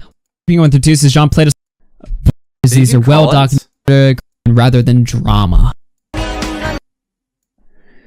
If I had to say anything, it would probably be cheat. Lenar through two says I have no words. Eduardo Pedro through $100. Thank you very much. Yeah, good for Augie. I feel really bad. I don't really like, I guess I'll give my take on the John Swan thing. I was never like really like a big like friendly person to John Swan. I was like friendly with him and I'm in some group chats with him and shit like that. He's always been nice to me, so I don't want to like I don't want to shit on him or anything like that. But I feel really bad for like Boblax and Nick and Augie, who were like friends with him and like flat out asked him to his face if he was flat out telling people Augie and Boblax and Nick when pressed if he was lying about all this shit, and he like flat out told them, no, I'm not lying. And that was really shitty. Kraut wasn't in Augie's chat. Okay, it's fake Kraut. Okay, it's fake Kraut. I gotcha. All right, we'll get back to this. I'm going to cut this part out of the video highlight that I clip up over here. John Swan did what now? So John Swan had basically, when he was a smaller YouTuber, had gone on and pretended to be, or no, he didn't pretend to be, because he was like bullshitting and like saying some like kind of crazy things, pretending to be like in calls with Dream or something like that. Really just like dumb and gay shit that honestly, if he said that I did that, I wouldn't care. Like, that's the thing. It's like, okay, well, you did this when you were smaller and it was just like a dumb little joke or whatever, and like, who the fuck cares? You know what I mean? But the problem is that he then straight out fucking lied to Augie and to Boblax and to Nick when they flat out asked him, like, hey, like, the stream shit is blowing up. We got to ask you, just be honest with us. If you did this, we don't fucking care. Did you do this though? And he said, no, I did not do this. And that's like really bad. That seems remarkably tame. Yeah, the problem isn't that he did it. The problem isn't that he did it or that he said the N-word or something like that. None of these guys give a shit. The problem is that he lied about it. And that I can understand them being upset about, because it's kind of shit, you know what I mean? Flamenco, I heard you sent a message to Xander Hall's GF. For what reason did you do that? I responded to a comment on my video that was prompted by her, actually. I'll do a quick explaining of that too, because this is like really funny. I want to show you guys this too. I'm fairly certain that this is his girlfriend. And 2 days ago, she posted a comment on my YouTube channel, and like I responded back, and like this is all public. This is the only correspondence that I have with this chick. Due to the fact that she has like 29 subscribers and this account is like a year old and stuff like that, I'm inclined to believe that this is probably her. And it's really funny because she came in on a like video of me shitting on her boyfriend and stuff like that. And I think that's pretty funny, but who knows? They shouldn't blow up about a petty white lie like that, but the commentary sphere hungers for content. It's not them hungering for content. It's the fact that they specifically, explicitly asked him, please, be real with us. Be real with us. Be truthful to us. Did you do this? And he said, no, I did not. And he straight out lied to them multiple times. And the thing is that when he was doing that, these people were also going to bat for him in the thing. So, like, do I care? Do I personally care about this? John wasn't like a big friend to me, so him lying to me doesn't really like hurt at all. The other people who helped work on his video and helped work on his document, who like staked their reputations on the line to defend him and go to bat for him, and that he lied to them, that's like really fucking bad. You don't want to do that. You don't want to do that. Like, it's just not a good thing. And that's why they're pissed. And I genuinely believe that they have every right to be pissed off. So don't give, like, listen, if you still like John Swan, that's your business. And I'm not going to tell you guys not to like somebody or anything like that. But, like on Twitter and on YouTube and stuff like that, don't give John, don't give Augie, don't give Boblax, don't give Nick, don't give anybody who's pissed off about what John Swan did any shit for like being mad about John Swan. They have a legitimate right to be pissed off right now. So just that's all I would ask. That's all I would ask. All right. That's Flamenco's tip of the day, which is why like when because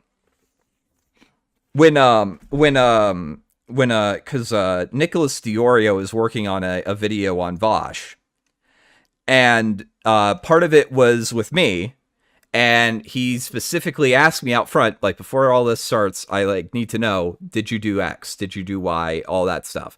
And I answered these questions to the best of my ability as truthfully as I could, because again, I don't think, especially if this is their livelihood and they're going to make statements based off of your things, like, you owe it to your friends to be as genuinely honest with them as possible. You know what I mean?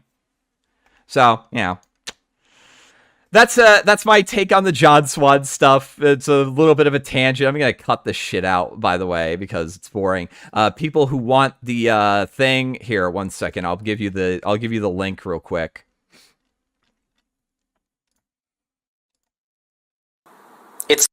This is the video link of where Xander Hall, his girlfriend, got into the comment section. I do ask that you guys be polite and courteous, but I do not ask that you guys, like, that's all I ask. Just do not, I am specifically telling you guys, do not be mean. You know what I mean? That's all I'm saying. That's all I'm saying. I'm doing my due diligence. Don't be mean. Don't be mean, but I'm not going to tell you guys what to do other than that. You know what I mean? So just don't. Okay? Just don't. What's going on with John Swan? TLDR, he lied to his friends to their faces about something that really was dumb and stupid, but he was like given multiple chances to like tell the truth, and he reneged on that. Also, the Vaush Kiwi Farms thread has this in it, and I'm kind of curious. Like, I don't know how you fuck up dunking on this pedo horse funker, but the Gunk crew never feels that. Oh shit. Let's see how bad I did. I want to see my bad. Like, what was the bad take? A really difficult one. I mean, think about it. Okay, think about it. We have a huge contiguous border. Oh, I got messed up on the like on the phraseology. Yeah, I'm a retard. Okay, fair enough. All right.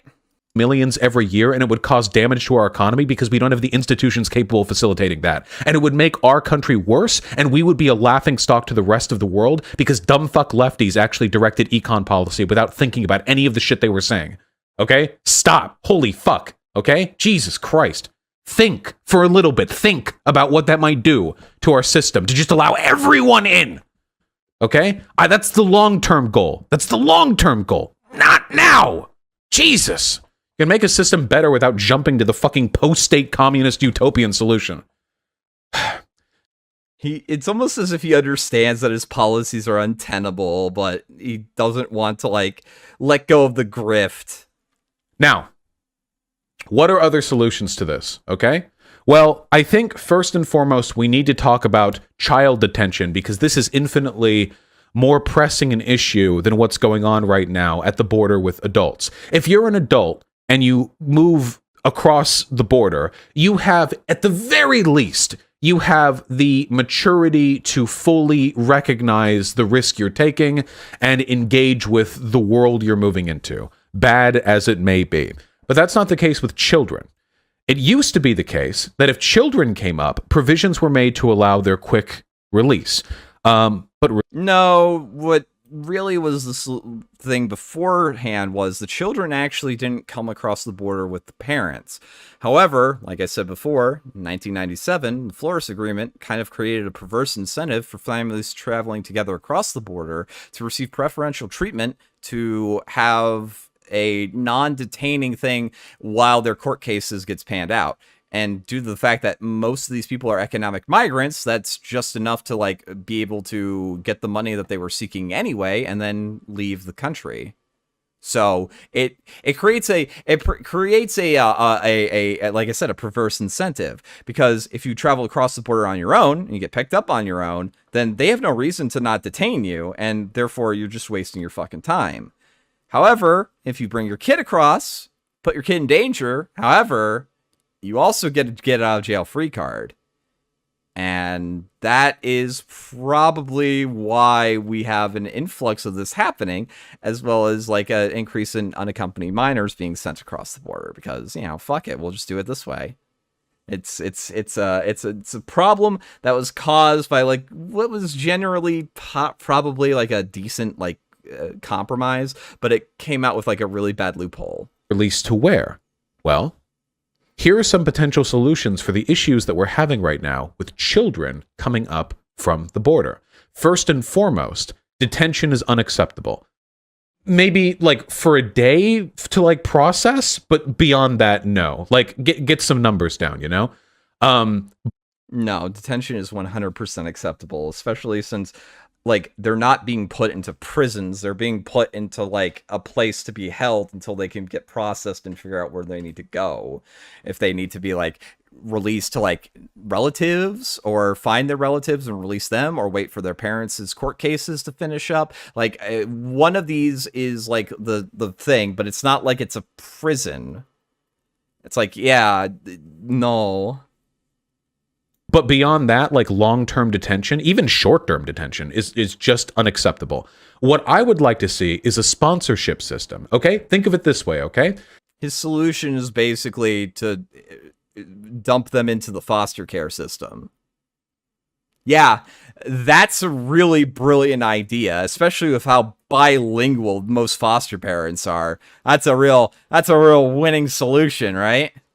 Imagine if in border towns we had houses and apartments, and we had facilities that were owned by the government, and we had sponsors who worked there. And when children come up from the border, rather than them being kept in a camp, they're essentially allowed like a sort of pseudo guardianship under this sponsor that would allow the sponsor to do stuff like manage court appointments, manage medical needs, anything like that. They would have quick and easy access not only to the government through these facilities, but also to the rest of the city. Because I don't want to. These people shouldn't be kept separate. Right now, what we're doing and what the Biden administration is attempting to facilitate is a kind of adoption system where these kids are kept until somebody adopts them or until they can be reunited with their parents. But who knows how long that process can take? What's the difference between those two processes, too? Like, his solution is really retarded, again.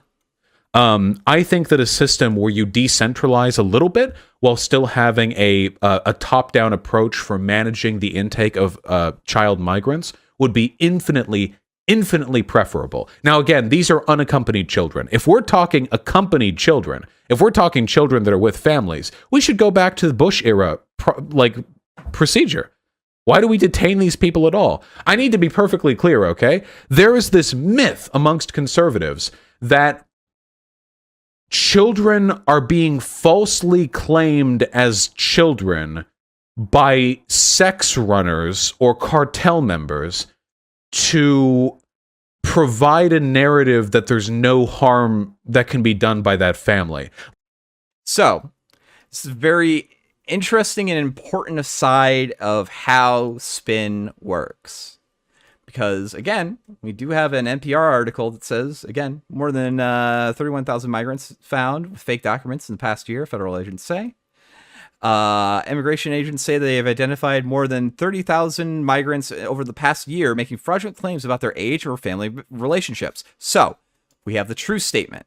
There is a narrative, which again is based in fact, that there is a influx of people lying about their age and lying about their familial status with the people that they're crossing over the border with.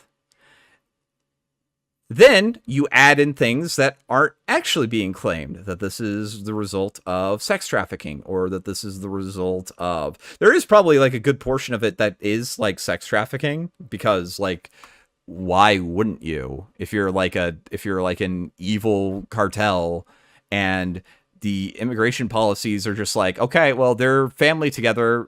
Here, go with your family and all this stuff. No, in general, it behooves the officials in the state government to make sure that the people crossing over the border with kids are the parents of those fucking kids. It's a good idea, because worst case scenario, you get news stories later about how they let them go and then they found these kids in child brothels or something like that.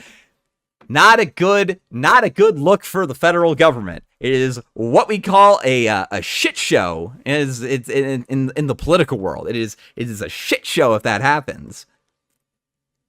So that is the problem that they are basically going through with this. And it's the same with like deporting them, because you can't like deport them together. You need to make sure that they're together with stuff. Now, I will also be fair. In the broad scope of things, I believe total immigration, illegal immigration in terms of apprehensions is about 100,000 per year, with 40% of them being unaccompanied minors and 60% being adults, along with like some other things. So I don't necessarily know the actual percentage of families being detained and then turning out that the kids aren't their own. But in terms of like overall apprehensions, it makes up less than a percentage of it. However, if we're reducing it to that, it sort of overlays the thing of the fact that there are stopgaps with a 9/11's worth of people that aren't who they fucking say they are. And that's not good. This is not a good number. This is not an acceptable number at all. An acceptable number is like 2. We don't want 31,000 people just wandering about with people we're not really sure is their parents. It's a bad idea. Not a good idea. Child rape is wrong, Vaush. It's bad. We don't want our kids getting molested. Should go without saying. However, it's the problems that we face. It's the problems that we face. Like, the idea is you have a cartel guy, like an MS-13 dude, and he hooks up with his lady. I don't think MS-13 is a cartel. I think MS-13 is an American gang, pretty much, but whatever. Okay? And isn't MS-13 like more of a prison gang? Like, the cartels are more like organized crime. I think, anyway. I don't know. Oh, shit. Whoops. There we go. then they find some poor urchin off the street, take them in, and then they move up north, they cross the border, so that if they get caught, they can say, oh no, I'm just a family. Oh no, we're just a cool family. We're just chill. We're just a cool family. There really doesn't seem to be any evidence of that happening. Like, at all. There really just doesn't seem. There does seem to be quite a bit of evidence. 31,000 is a pretty substantial number. To say that there is no evidence of that is wrong. Now, if you're saying that it's not in this hypothetical straw man that you're putting out, that's a little bit different. But again, the evidence does seem to suggest that there is a not insubstantial amount of people crossing over the border who are lying about who they're crossing over with. Latino gang, okay. Seem to be any evidence of that happening. It's a narrative. It's a movie narrative. Maybe it could happen like in a movie. I'm sure it's happened at some point in life. But I think, I'm just guessing. I imagine that cartel members probably have easier ways of getting into the country. I'm just guessing here. Like, no, I think the cartels run coyotes too. And that's like a popular way of smuggling people across the border. Aren't cartels multi-billion-dollar industries that have ties to the government in Mexico? Couldn't they just drive up here through legal means? Couldn't they? Yeah. It's like criminal organizations diversify in how they operate. Huh. Like, not just to speak of tunnels and planes, but like they can just... The tunnels and planes narrative is retarded, by the way. It's actually retarded. Physical barriers of entry do deter like a large amount of people. San Francisco, or a California border town, like a substantial one, I forget the specific one, saw a decrease of like 90% of illegal crossings when they erected like a series of fencing. Like, physical barriers are a very useful deterrent for a large swath of people crossing over the border illegally. Come into the country. Like, yeah, they can just come in. They can just get visas. Why wouldn't they? What? They're wealthy. They're powerful. What, you think that like the way cartels exert influence in this country is through like hoping that ICE is nice to them when they fucking run? No, it's using children as a means in which to like get around laws specifically. Again, perverse incentives definitely are a very good thing. Remember, these people thought that border coyotes meant the animal, the left is functionally broken in the head. No, it's just like they were like spurging out when Trump referred to them as coyotes, and people thought like he meant the actual animal, because like, no, that's just like the Mexican term for people smuggler. It's, yeah. Maybe some of them, but I sincerely doubt this is the primary means by which they come in here. They have the wealth to come in here if they want. Jesus. Yeah, cartels are the ones who manage the coyote system in part, don't they? I mean, at least they have a hand in it. And a lot of these systems, I mean, they rely on like people on the inside. They rely on a familiarity and understanding of the means by which people can come into the country. A lot of these people can just come in. They have an understanding of the means in which they can subvert the way of people coming into this country and use, like, you know, media press as a means in which to, like, skirt loopholes. Yeah, geez, imagine that. It's bizarre how that works, isn't it? Legally. And then, if you, as a cartel member, if you come up here illegally, you're constantly subject to scrutiny from the government. You can never be arrested. You can never be questioned because you'll be deported. You put yourself in an incredibly tenuous position if you're interested in engaging in criminality. It's just not a good method.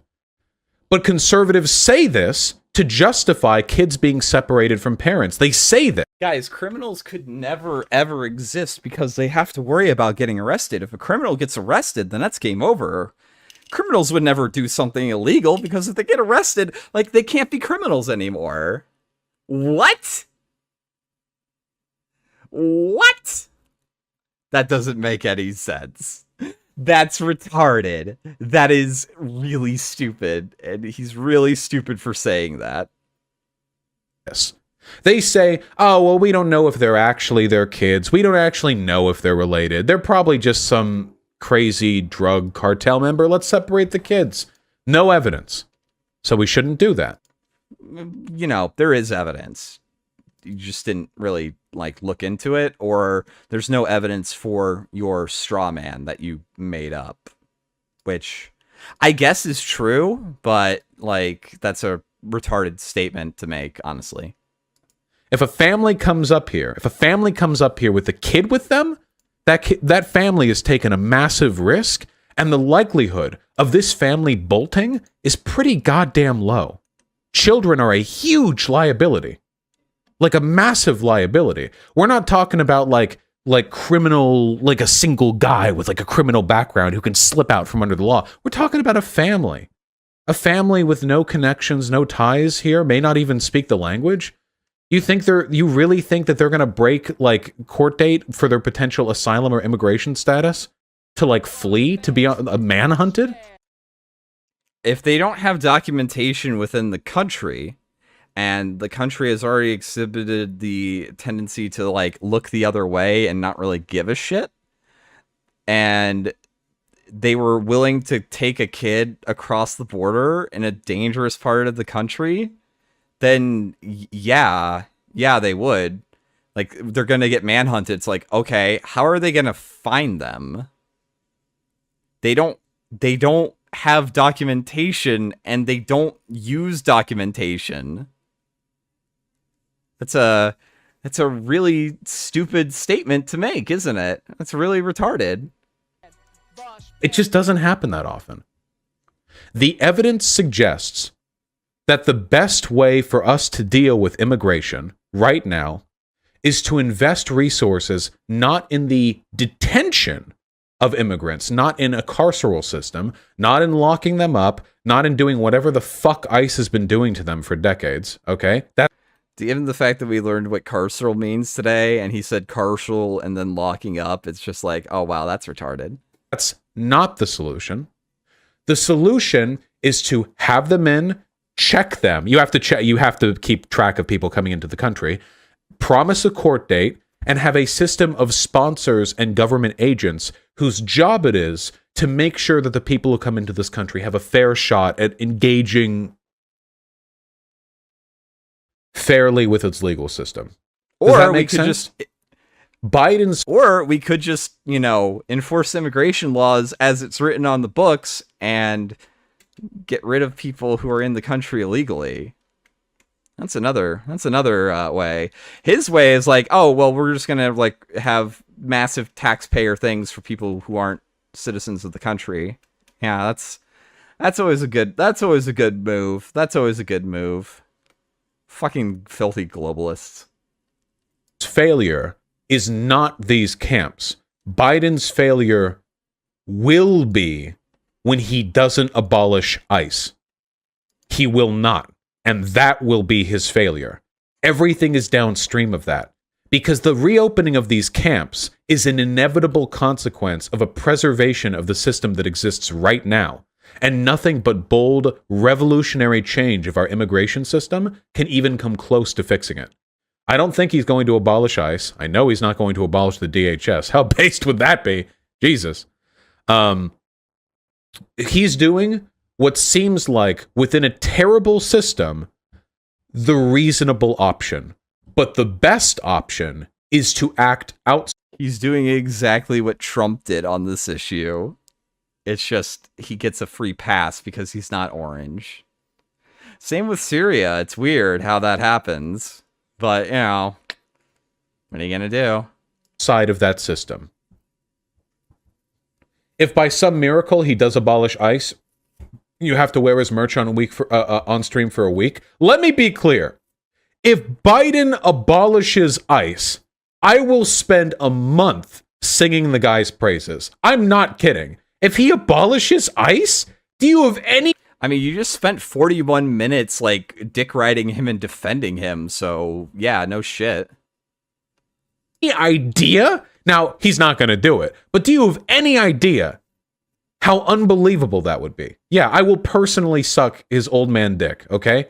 You probably would have done that anyway. Absolutely. He's not going to do it, but I would. Yeah, don't get too hyped about this. It's not going to happen. The point that I'm making is that that's the change that I want to see. We need a fundamental rewriting of this system. Not just, by the way, because we are literally breaking the Geneva Convention and committing human rights abuses. By the way, the Geneva Convention applies to people, like, engaged in warfare. We're not engaged with warfare with Mexico. We're not engaged in warfare with the Mexican people. The way that we run our law enforcement and the way that we have to, like, conduct ourselves during war is not the same thing. That's it. Okay. Whatever. He's retarded. And sexually abusing minors and forced hysterectomies.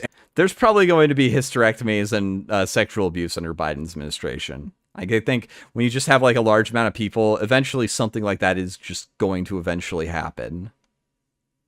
And holding people up and denying them appropriate due process for immigration and asylum status, and not all that stuff either, but also economically. Our system right now is economically untenable. Do you have any idea how expensive prisons are? How expensive detention centers are?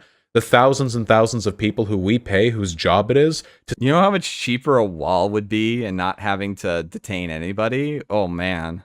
Spend taxpayer dollars watching children freeze under Mylar blankets? If they're using Mylar blankets, probably they're not going to freeze. Also, you know, you could always also speed up the immigration policies so that you don't have to, like, take forever to deport them. It's weird. There's no benefit to this. Well, nobody's benefiting from this. A decentralized system of caretakers and sponsors would be cheaper, and it would be more effective, and it would be more humane. What are your figures to prove that this sponsor system would be cheaper? Because what it sounds like is that instead of like a larger facility to hold all of them with like kind of like a centralized structure and like, you know, sort of like easy to make all of this, instead you're thinking of the better solution would be to hire much more staff to give individualized care and rearing to these people. And to do this with like a residential area, so like the logistics that goes into like doing all of this like gets infinitely more complicated. Okay, yeah, that makes sense. That is what we need to do. His prescriptive solutions are that of like an infantile child. Oh, does that make sense? We just went over a lot of stuff, and most of it was propaganda. Quite a bit of lies, too. We went through a lot of shit, though, chat. Thank you for sitting through it. Tried my best to do my reading before all this, but I'm pretty You did a really bad job, then, if you did research before the stream, my dude. Holy shit. sure that everything that I said is 100% accurate. Well, you fucking failed on that one. Ooh. But I'm going to look more into it, and I'm going to talk a little bit more about proposed solutions in the future, because there's so much information on this. The thing we really need to do is we need to look outside of America. Hey, just like how Trump had it set up where people waited in Mexico to do it. Huh, it's weird. America is dumb. There are other countries that have long contiguous borders with neighboring states that have poor socioeconomic circumstances. I'd be interested in learning more about how other countries handle that influx of immigrants. There's no, like, racism to clutch your pearls over, so they probably actually just, like, keep it fucking, like, patrolled and deter them from coming in. You know? That's what I'm interested in seeing. We can learn if there's a positive example we can get. No, you're pretty much incapable of learning, dude. From somewhere else. Can you do a segment dedicated to drug war sometime? Oh, that's a solution, by the way. Hey! You want to really fix the solution? You want to really implement the solution? You want to really, you know? Here. A retard says that, like, one simple solution to fix all these problems is a massive retard. Here's what we should really do. End the drug war. Okay? We end the drug war, we defund the cartels, Mexico stabilizes, and we stop getting so many fucking immigrants from Mexico, okay? I don't want to take in a bajillion Mexican immigrants a year because they have to flee their shitty country. I want the Mexican immigrants who come up here to do so because they like our hamburgers, but otherwise are completely free to stay in Mexico because it's not a cartel-run shithole. Sorry, I'm not trying to, like, shit-talk all of Mexico, but they really do have some, like, criminal issues with the cartels. Oh, thank you, Aina, for the panini. I really appreciate that. I can't believe people in chat unironically think we should immediately dissolve our borders. Yeah, that'd be like Biden just like, yeah, we abolish capitalism. And like people are like, woo, based. But then society claps immediately. Private ownership is now illegal. Go for it. Like, yeah, okay. Godspeed. The The president cannot abolish ICE or the DHS. Yeah, of course. Wait, I'm sorry. Biden himself can't abolish these systems via executive order. Sorry. I was unclear with my language there. No, you were just like flat out mistaken in how that actually works. You did like, it wasn't, no, it's like somebody's like, wait, you can't just like dissolve a federal organization by fiat in the executive branch. You kind of need congressional approval to do that. I meant that if he promoted their abolition and succeeded in getting the Democrats in Congress to do so. You know? So is ICE the issue, or is how ICE operates the issue? We don't need ICE. We do not need ICE, period. But we also can't just dissolve our borders, so we need to like have borders but with no enforcement of them. Yeah, that's thought out. Okay. We don't need ICE. We just don't. I just don't think they do anything good for the country that other institutions couldn't do better and cheaper. It's not like we had it forever, you know. Immigrants came to this country before 9/11, before the fucking Homeland Security Act. Hey, retard. Dipshit. It was called INS. ICE's INS, but under Homeland Security. You fucking moron. Oh my god, how dumb is this retard? When was ICE even started? Like 2003, right? I think so. 2002, 2003? 2003, yeah. This is mind-bogglingly stupid. Holy shit. I mean, we had 3 years of the Bush administration had already passed by then. We already had immigrants coming in from Mexico. We didn't need ICE. That wasn't. Oh my god, he really is this dumb. Holy shit. Didn't fix the problem. He just ends on that too. Oh my god.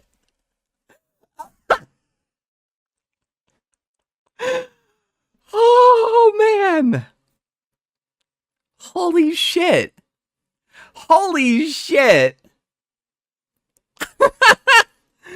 We didn't have immigration enforcement until 2013. Oh, wow.